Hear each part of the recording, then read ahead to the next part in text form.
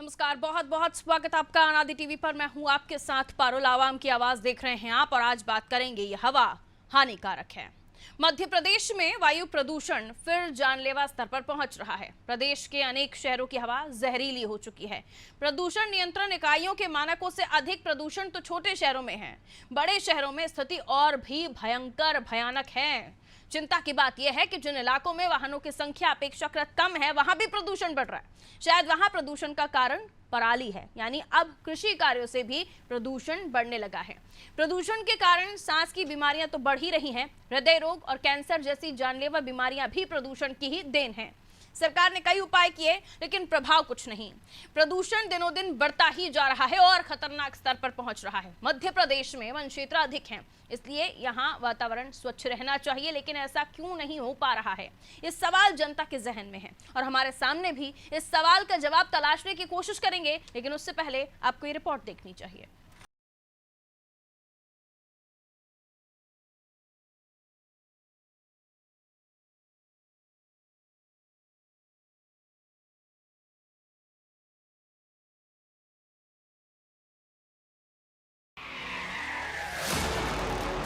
इस बार की भारी बारिश ने भले ही कई जगह तबाही मचा दी थी, लेकिन वर्षा की फुहारों से हवा की गुणवत्ता में काफी सुधार हुआ था। अक्टूबर के मध्य तक हवा तरोताजा रही। ऑक्सीजन फेफड़ों से लेकर रक्त वाहिनियों तक पहुंची, लेकिन उसके बाद अचानक हवा में जहर घुलने लगा। वाहनों, फैक्ट्रियों से निकलते धुएं, सड़क की धूल और मौसम की धुंध ने मिलकर शहर की गलियों, चौराहों और सड़कों को अपने आगोश में ले लिया। जो हवा वातावरण को खुशनुमा बना रही थी, वो जहरीली हो गई। जहरीली होना मध्य प्रदेश की हवा की नियति बनता जा रहा है। वर्ष 2021 में हम वायु प्रदूषण के मामले में देश में चौथे नंबर पर पहुंच गए थे। इस वर्ष भी ये जहर धीरे धीरे घुलने लगा है। इसी सोमवार को वायु गुणवत्ता सूचकांक ग्वालियर में 329 और भोपाल में 299 तक पहुंच गया था। भारत के सर्वाधिक वन क्षेत्र वाला मध्य प्रदेश दिल्ली, हरियाणा, उत्तर प्रदेश से वायु प्रदूषण के मामले में चौथे नंबर पर था। आज भी हालात वैसे ही हैं। इंदौर, भोपाल, ग्वालियर और जबलपुर जैसे बड़े शहर ही नहीं, बल्कि सिंगरौली और मुड़वारा जैसे छोटे शहर भी प्रदूषण की चपेट में हैं। कार्बन मोनोऑक्साइड, सल्फर जैसी जहरीली गैस और धूल के छोटे छोटे कण हलक में उतरती हवा के साथ हमारे फेफड़ों में पहुंच रहे हैं। सांस और हृदय की बीमारियों को जन्म दे रहे हैं। छोटे छोटे बच्चे और वृद्धों के लिए ये प्रदूषण खतरनाक है। हृदय के रोगियों के लिए तो ये जानलेवा है। धान की कटाई के बाद पराली भी जलाई गई, जिसका असर हवा में दिखाई दे रहा है। बड़े बड़े शहरों में धुंध छा गई है। विजिबिलिटी लगातार घट रही है। प्रदूषण रोकने के लिए सख्त उपायों की जरूरत है, लेकिन प्रदूषण नियंत्रण की कोशिशें कामयाब होती नहीं दिख रही। क्या है बढ़ते प्रदूषण का कारण और क्या है जिम्मेदारों की कैफियत? इसका जायजा लेने के लिए हमारे रिपोर्टर जगह जगह मौजूद है। आप भी बने रहिए हमारे साथ, देखते रहिए अनादि टीवी।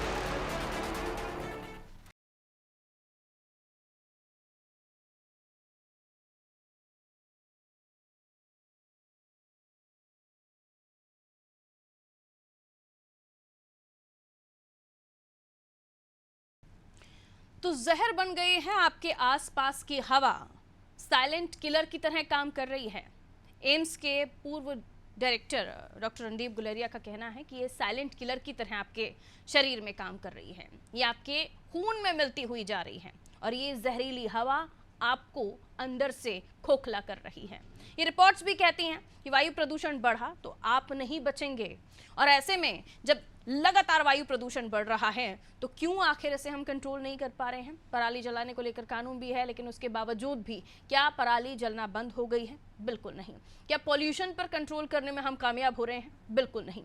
और अगर ये तमाम चीज़ों का जवाब बिल्कुल नहीं है, तो हम फिर अपनी ज़िंदगी को, हम अपने जीवन को या हम अपने सांस लेने के तरीके को यस कैसे कह सकते हैं?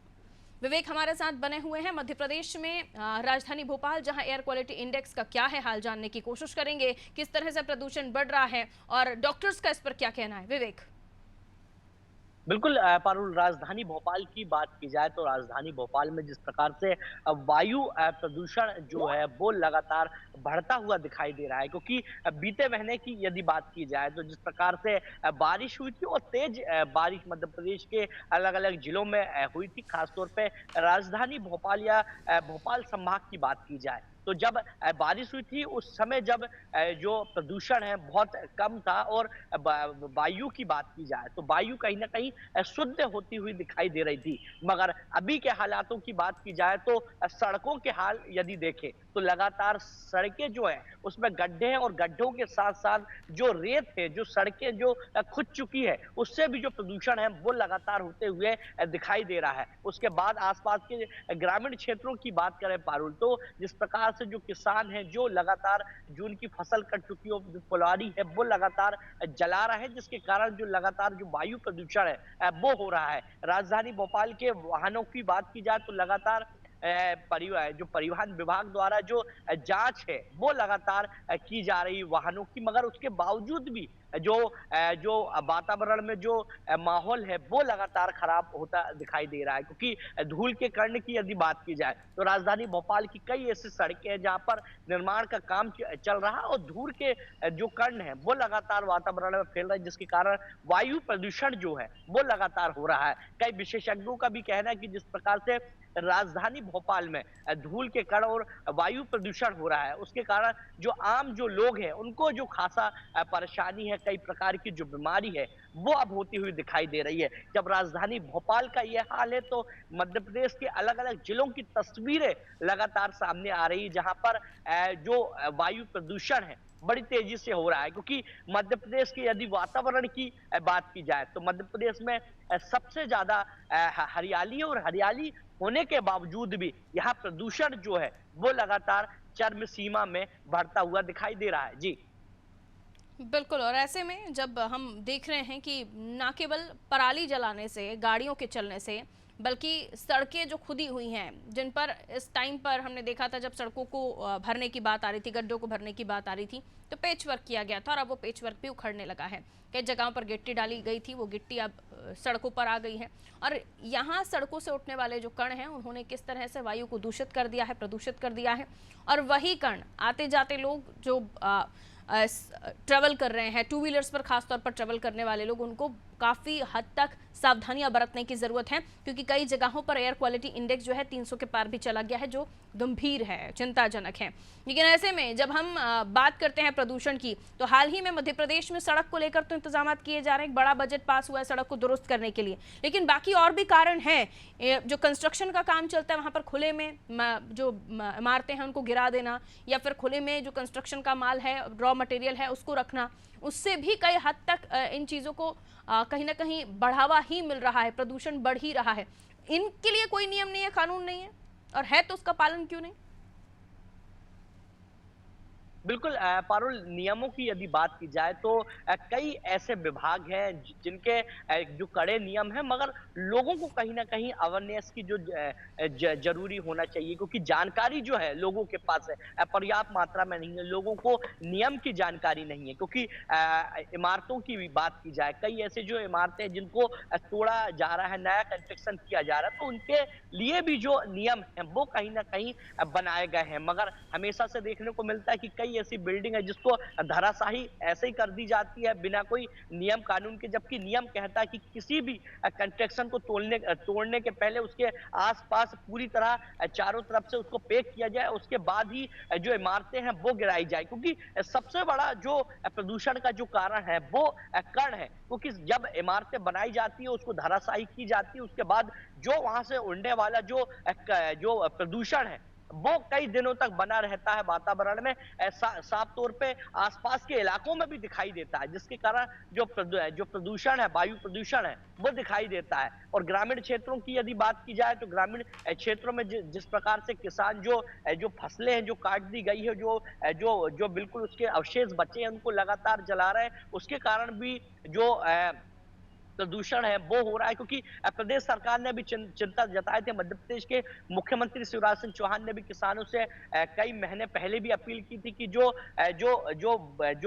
कचरा है किसानों का, जो खेतों में जो कचरा रहता है उसको नहीं जलाए और उसी को खाद का उपयोग करते हुए कहीं ना कहीं जो फसल है वो बोई जाए। तो एक बड़ा अंतर जो है मध्य प्रदेश में वायु प्रदूषण का वो अब देखने को मिल रहा है। क्योंकि सड़कों की बात की जाए तो लगातार सड़कें जिस प्रकार से मध्य प्रदेश की खराब है, जिसके कारण वायु प्रदूषण हो रहा है और तमाम जो कारण है। और कुछ महीने यदि पहले की बात करें पारुल, तो दीपावली का त्योहार था और दीपावली के पावन त्योहार में जिस प्रकार से लोगों ने पटाखे फोड़े, जिसके कारण से प्रदूषण तो हो गया है, मगर उसका जो खामियाजा है वो आने वाले कई महीनों तक मध्य प्रदेश की जनता को देखने को मिल सकता है। जी, बहुत शुक्रिया जानकारी के लिए। तो देखिए, कई सारे कारण हैं जिनकी वजह से जो एयर क्वालिटी इंडेक्स है वो लगातार बिगड़ रहा है। अलग अलग मध्य प्रदेश की बात करें तो अलग अलग शहरों का अलग अलग हाल है, और एयर क्वालिटी इंडेक्स सबसे ज़्यादा जो बदतर स्थिति में है वो है ग्वालियर में। गंभीर स्थिति ग्वालियर में बनी हुई है। एयर क्वालिटी इंडेक्स 328 पर पहुंच गया है। वहीं भोपाल की बात करें, राजधानी में तो 315 है। इसके कारण अलग अलग हैं। कंस्ट्रक्शन का काम होना, वो भी खुले में, इमारतों को ध्वस्त करना, ये भी एक वजह है। उसके अलावा सड़कें जो खराब हैं, वहाँ गाड़ियाँ चलती हैं और उन गाड़ियों से चल के जब वो निकलती हैं तो आपने खुद भी ऑब्जर्व किया होगा, आप पीछे अगर टू व्हीलर पर बैठे हुए हैं या फोर व्हीलर पर हैं और आगे आपकी कोई गाड़ी चल रही है और वो रोड खराब है, आप खुद भी महसूस करते हैं कि पूरी धूल, पूरे कण आपके या तो मुंह में जा चुके होते हैं, नाक के जरिए आपके गले में जा चुके होते हैं, और या तो फिर आप उस जगह से जब भी निकलते तो आपकी आंखों में भी जलन होती है। तो ना केवल आप कितनी सारी बीमारियों से ग्रसित हो रहे हैं, और ये चिंता का विषय है। इसलिए एयर क्वालिटी इंडेक्स को लेकर लगातार चर्चा होती है। हम लगातार इस कार्यक्रम में अलग अलग मुद्दों को उठाते हैं, और एयर क्वालिटी इंडेक्स यानी वायु प्रदूषण को लेकर हम लगातार आपके सामने इस चिंता को जाहिर करते हैं, क्योंकि आपकी जिंदगी से, आपके जीवन से, आपकी सांस से जुड़ी हुई तकलीफ है, जिसे समझना बेहद जरूरी है, और इसे जितना जल्दी सॉल्व करने के लिए प्रयास किए जाएं वो बेहतर होंगे। हम देख रहे हैं दिल्ली में लगातार जो वायु प्रदूषण बढ़ा, उसके बाद फिर से ऑड इवन का फॉर्मूला अपनाया गया। लेकिन मध्य प्रदेश की अगर बात कर रहे हैं तो कई ऐसी छोटी जगहें भी हैं जहां गाड़ियों का बहुत ज़्यादा आना जाना नहीं होता है, बहुत ज़्यादा ट्रेवलिंग नहीं होती है, लेकिन बावजूद उसके वहां पर भी एयर क्वालिटी इंडेक्स ठीक नहीं पाया गया। वजह पराली का जलाना। किसान भाई हमारे नहीं समझते हैं कि उनके क्योंकि जाहिर सी बात है, कई बार ये भी खबरें निकल कर सामने आती है कि पराली जलाने की मजबूरी उनके सामने इसलिए होती है कि वो जब कटाई के लिए किसी गाड़ी को चुनते हैं, जो हार्वेस्टिंग के लिए जो व्हीकल्स होते हैं, जो कृषि के लिए काम आते हैं, उनको उपयोग नहीं करते हैं क्योंकि उनके पास उतना बजट नहीं होता है। लेकिन उसके लिए भी मध्य प्रदेश की सरकार ने सब्सिडी की बात रख दी है। हमारे किसान भाइयों को इस बारे में जानकारी होनी चाहिए, नहीं है तो आप इसको लेकर जानकारी एकत्रित करें और पराली ना जलाएं। अगर पराली आप नहीं जलाते हैं तो कितने सारे लोगों का आप अच्छा कर रहे हैं, भला कर रहे हैं। आप ये सोचिए, पराली जलाने से प्रदूषण तो बढ़ता ही है, और आपके साथ साथ आप अपने आसपास पूरे मध्य प्रदेश, पूरे देश में वो जो वायु प्रदूषण है वो फैला रहे हैं। इसलिए हमारे किसान भाइयों को समझना होगा कि पराली जलाना कितना खतरनाक है। आप समझिए कितनी सारी बीमारियां होती है। लगातार ग्राफिक्स के जरिए भी हम आपको समझा ही रहे कि कितनी सारी बीमारियां हैं। देखिए, आपके जो हृदय और फेफड़ों से जुड़े हुए रोग हैं वो आपको हो जाते हैं। छोटे बच्चे हैं उनको भी प्रॉब्लम्स होती हैं, गर्भवती महिलाएं हैं उनको भी प्रॉब्लम होती है, बुजुर्गों को सांस लेने में कितनी तकलीफ होती है। और ये कितने सारे कण हैं जो अलग अलग तरीके से आपके बॉडी में प्रवेश कर रहे हैं। ये अपने आप में बहुत खतरनाक है और इसे समझना होगा। मनीष हमारे साथ जबलपुर से जुड़े हुए हैं। मनीष, हाल एयर क्वालिटी इंडेक्स क्या है जबलपुर में, जरा बताएं, बयां करें और बताएं कि डॉक्टर्स इस बाबत क्या कह रहे हैं, लोगों का क्या कहना है, कौन सी वो सबसे उखड़ी खराब सड़क है जिसकी वजह से आप मानते हैं एयर क्वालिटी इंडेक्स बिगड़ रहा है। देखिए पारुल, अगर हम बात करें यहाँ क्वालिटी इंडेक्स की तो बहुत ज्यादा तो नहीं है, लेकिन ये है कि प्रदूषण जो पहले की अपेक्षा काफी बढ़ गया है। 166 के आसपास सूचकांक जो है वो बना हुआ है, तो कहीं ना कहीं प्रदूषण पहले की अपेक्षा बढ़ा है। और अगर हम बात करें कहीं ना कहीं लोगों मनीष, को जो स्टडीज आ रही हैं सामने उसमें 178, जब एयर क्वालिटी इंडेक्स की बात की जाती है तो 50 तक अच्छा माना जाता है, 100 तक थोड़ा खराब माना जाता है, और 100 से ज्यादा ये जाता है तो फिर स्थितियां बिगड़ना शुरू हो जाती हैं। और अभी जबलपुर का जो स्टेटस सामने आ रहा है वो 178 आ रहा है, मतलब अभी जबलपुर भी खतरे में है। वहां के लोगों को भी सांस लेने से पहले सोचना पड़ेगा। जी बिल्कुल, यहाँ पर जिस तरह से लगातार प्रदूषण अब बढ़ता जा रहा है, पिछले साल भी हमने देखा था इसी समय की प्रदूषण काफी बढ़ गया था, तो कहीं ना कहीं लोगों को मास्क वगैरह लगाने की जो आदत थी अब वो छूट चुकी है। तो कम लोगों को चाहिए कि कम से कम वो मास्क वगैरह लगाएं, ताकि जो टू व्हीलर्स में जो चलते हैं, बाइसिकल वगैरह जो यूज करते हैं, उन लोगों की स्वास्थ्य जो है वो खराब ना हो। और जिस तरह से यहाँ पर कुछ सड़कें हैं, यहाँ पर कुछ ऐसी जो बहुत ज्यादा तो खैर अब खराब नहीं है सड़कें, क्योंकि अभी कुछ ही समय पहले उनकी रिपेयरिंग की गई है, तो सड़कें फिर भी अभी बहुत ज्यादा खराब जबलपुर में देखने को नहीं मिल रही हैं। फिलहाल अभी सड़कों को जो मरम्मत है वो कर दी गई है, तो सड़कों का तो अभी कोई ऐसा हमें समझ नहीं आ रहा है। लेकिन इतना जरूर है कि क्वालिटी इंडेक्स जो अभी बढ़ा हुआ है, जैसा आपने अभी कहा कि 178 करीब पहुंच गया है, मुझे जहां तक जानकारी मिली थी 166 का, तो लेकिन अब 178 अगर हो गया तो कहीं ना कहीं और चिंताजनक स्थिति होती जा रही है। और ये मुझे लग रहा है कि अगर इस पर अगर उचित कोई कदम नहीं उठाए जाते तो ये दिन ब दिन जो है बढ़ना है, कम नहीं होना। तो इसको कहीं ना कहीं जो जिम्मेदार है उनको ध्यान देना चाहिए कि जिस तरह से प्रदूषण लगातार जबलपुर में बढ़ रहा है, इसको कैसे रोका जाए, इसको कैसे कंट्रोल किया जाए, तो इस पर भी थोड़ा ध्यान देना होगा। और जिस तरह से अभी सड़कें जो बची हुई हैं, जिनमें अभी गड्ढे हैं या धूल के कण जिनसे लगातार उड़ रहे हैं, उनको भी जल्द से जल्द मरम्मत करने की जरूरत है। जी, बढ़ता प्रदूषण और बेपरवाह वो जिम्मेदार जिन्हें सब कुछ पता है। ऐसा भी नहीं है कि जो नियमों का पालन नहीं कर रहे हैं, फिर चाहे वो हम व्हीकल्स की बात करें, जो पीयूसी की जांच कराना होता है उसकी वजह यही होती है कि आपकी गाड़ी कितना प्रदूषण फैला रही है। और उसके अलावा जो कंस्ट्रक्शन कंपनीज हैं, जो मल्टियाँ बनाने वाले लोग हैं, उनके सामने भी मानक होते हैं जिसका वो पालन नहीं करते। उसके अलावा फैक्ट्रीज, इंडस्ट्रीज का संचालन होना, जिनसे निकलने वाला धुआं या फिर ख़राब पानी जो हमारी बहती हुई नदियों में छोड़ दिया जाता है, ये तमाम चीज़ें तो हैं जो खुली आंखों से देखी जा सकती हैं, बावजूद इनके इन्हें सुधारा नहीं जा रहा। जबलपुर में भी कई ऐसे लोग हैं जो कंस्ट्रक्शन कंपनीज में काम कर रहे हैं या अलग अलग जगहों पर, जिससे वायु प्रदूषण होता है और उन्हें दुरुस्त करना चाहिए। प्रशासन को ध्यान देना चाहिए। एयर क्वालिटी इंडेक्स दुरुस्त करने के लिए जो जिम्मेदार हैं उन्हें इन जगहों पर क्या मानकों से काम हो रहा है, मानकों को ध्यान में रखते हुए काम हो रहा है, नहीं हो रहा है, इस पर जांच करनी चाहिए, छापे पड़ने चाहिए, रेड होनी चाहिए। लेकिन ऐसा होता नहीं है। और फिर जब चिंता की बात आ जाती है तो दिल्ली वाला फॉर्मूला, या तो फिर ऑड-इवन कर दीजिए या घरों में गाड़ियों को बंद कर दीजिए, लोगों का निकलना बंद कर दीजिए। इतना तक ही नहीं, हमने तो जब से हम इस तरह के शोज कर रहे हैं, कार्यक्रम कर रहे हैं, एयर क्वालिटी वायु प्रदूषण को लेकर बात कर रहे हैं, डॉक्टर्स बताते हैं कि ये जो कण है ये आपकी आंखें तक छीन सकते हैं, आंखों की रोशनी तक छीन सकते हैं। इतना हानिकारक, उसके बावजूद भी ध्यान देने वाला कोई नहीं, समझने वाला कोई नहीं। जी बिल्कुल पारुल जी, लगातार हम जबलपुर में देख रहे हैं कि जैसे आपने अभी कहा कि प्रदूषण लगातार जबलपुर ही नहीं बाकी अन्य शहरों में भी लगातार बढ़ रहा है, लेकिन कार्रवाई के नाम पर यहाँ पर कुछ नहीं होता। जैसा हमने अभी परसों भी एक मुद्दा उठाया था जो पशुधन का था, उस पर कार्रवाई जबलपुर में शुरू हो गई है। तो कहीं ना कहीं हमारी खबर का असर भी हुआ। हम लगातार अपने मुद्दे उठाते हैं, उन पर लगातार अपनी आवाज बुलंद करते हैं और कहीं ना कहीं उसका असर भी हमें देखने को मिलता है। लेकिन इस तरफ कभी किसी का ध्यान नहीं जाता। पिछली बार भी हमने प्रदूषण को लेकर काफी सोच किए थे और उस पर कोई कार्रवाई पिछले साल तो नहीं की गई थी। अब इस साल ये देखना होगा कि आखिरकार जो जिम्मेदार अधिकारी हैं वो इस बार जागते हैं कि नहीं जागते। और प्रदूषण की जो समस्या अब दिन ब दिन बढ़ती जा रही है मध्य प्रदेश में या जबलपुर की बात करें, तो इस पर कितनी गंभीरता से इसको प्रशासन लेता है, ये भी एक देखने वाली बात होगी। कहीं ना कहीं गंभीरता से न लेने का जो चलन जो अपने मध्य प्रदेश में चल रहा है, कहीं ना कहीं ये काफी दुखदाई है और इसका जो हर्जाना जो है वो आम जनता को और हम सबको भुगतना पड़ता है। तो कहीं ना कहीं अगर जिम्मेदार अपनी जिम्मेदारियों को अगर समझें और निभाएं तो ये जो समस्याएं हम देख रहे हैं ये दूर हो सकती है। तो कोई बहुत बड़ा काम नहीं है, बहुत ज्यादा प्रदूषण भी नहीं है, अभी कंट्रोल करना भी आसान, लेकिन उसके बाद भी अगर इस पर कुछ नहीं हो रहा तो कहीं ना कहीं इसमें जिम्मेदार जो आंखें बंद करके बैठे हैं उनको अपनी आंखें खोलनी चाहिए। कुछ बहुत ज्यादा करने की जरूरत नहीं है। जी बिल्कुल मनीष, बहुत शुक्रिया जानकारी के लिए। तो देखिए, विशेषज्ञ भी अपनी अपनी अलग अलग तरह से टिप्पणी करते हैं, राय रखते हैं, और ये भी मानना है कि जो एयर क्वालिटी इंडेक्स है वो लगातार बिगड़ रहा है और इसमें जो ख़ासतौर पर कार्बन मोनोऑक्साइड है, सल्फर है, धूल के कण हैं, ये जो बढ़ जाते हैं तो आपकी हवा को जहर बना देते हैं। आप जो अभी सांस ले रहे हैं ना, आप खुली हवा में बैठ जाते हैं ग्रीनरी के आसपास। मध्य प्रदेश में सबसे ज़्यादा ग्रीनरी है, सबसे ज़्यादा हरियाली है, और यहाँ पे भी अलग अलग जगहों पर एयर क्वालिटी इंडेक्स, कोई भी ऐसी जगह नहीं है जहाँ पर एयर क्वालिटी इंडेक्स 50 के नीचे हो या 50 तक हो, 50 तक, जो सबसे अच्छा बेहतर माना जाता है, यानी साफ़ सुथरी हवा, वो नहीं है मध्य प्रदेश के किसी भी इलाके में, किसी भी एरिया में, किसी भी गाँव में। लेकिन बाकी जो बढ़ रहा है वो 100 से ऊपर ही बढ़ रहा है, 100 से नीचे भी नहीं है। जो गंभीर है 300 के ऊपर तक मध्य प्रदेश, जो हरियाली वाला क्षेत्र है, उस क्षेत्र में भी अगर एयर क्वालिटी इंडेक्स बिगड़ रहा है तो चिंता का विषय है।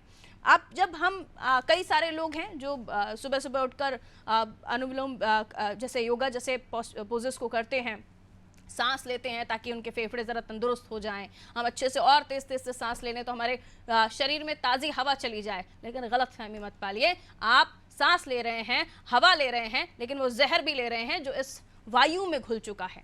और इस वायु में जो जहर घुला है वो किसकी जिम्मेदारी है आप सभी जानते हैं। खुदी हुई सड़कें, ख़राब सड़कें, उस पर चल रही गाड़ियाँ और उड़ रही धूल, जिसमें अलग अलग तरह के कण हैं जो आपको आपकी आंखों की रोशनी तक छीन सकते हैं। उसके अलावा भी कार्बन मोनोऑक्साइड, सल्फर और कई सारी ऐसी खराब चीजें जो आपके इस वायु को और खराब कर चुकी हैं। रुपेश हमारे साथ सिंगरौली से जुड़े हुए हैं। सिंगरौली का एयर क्वालिटी इंडेक्स क्या है वो भी हम जान लेंगे और रुपेश हमें बताएंगे कि क्या स्थिति है इस वक्त एयर क्वालिटी इंडेक्स की वहां पर, और उसके अलावा वायु जो प्रदूषित हो रही है सिंगरौली में भी। रुपेश जरा बताइए उसके पीछे कारण क्या है। जी पारुल जी, मैं बताना चाहूंगा कि यहाँ पे लगातार जो अपना एयर क्वालिटी इंडेक्स है वो लगातार बढ़ता ही जा रहा है, कभी घटने क्रम में नहीं है। अभी हाल की बात करें तो अभी यहाँ पे 324 AQI है सिंगरौली जिले का। यहाँ पे मैम पारुल जी, मैं बताना चाहूंगा कि धूप से बदतर जिंदगी जीने को मजबूर हो गए हैं लोग। जहाँ तक की बात करें, हमारा जो जिला है वो उत्तर प्रदेश सोनभद्र और सिंगरौली जिला दोनों सटा हुआ है, ये सीमावर्ती क्षेत्र आता है। तो दोनों क्षेत्र में NCL जो नॉर्दर्न कोलफील्ड लिमिटेड है वो पूरी तरह से यहाँ पे उसकी 12 खानें हैं, कोयले की खान है जो सड़क से भी परिवहन करती है और रेलगाड़ियों से भी परिवहन करती है। लेकिन सबसे बड़ा मुख्य कारण यहाँ पे बना हुआ है, यहाँ के प्लांट जो औद्योगिक परियोजनाएं हैं उनमें जो उनका चिमनी है उससे जो धुआं निकलता है वो सबसे बड़ा मुख्य कारण है, जिसके कारण यहाँ पे लोगों का जीना बड़ी दूभर हो चुका है। आपको बता दें कि यहाँ की खान जो है वो काले हीरे की खान कही जाती है और पावर कैपिटल के नाम से मशहूर ऊर्जा धानी है यहाँ। लेकिन यहाँ बच्चा बच्चा कोयले की धूल फांकने को मजबूर हो गया है।